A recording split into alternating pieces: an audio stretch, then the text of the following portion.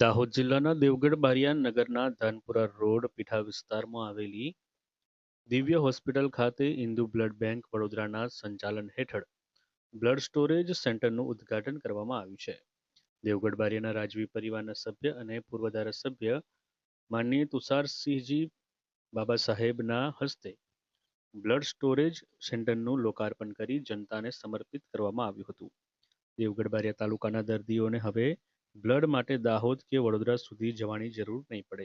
Emergency સમયે સ્થાનિક સ્તરેથી જ સમયસર બ્લડ ઉપલબ્ધ થતા દર્દીઓને ઝડપી સારવાર મળી શકશે.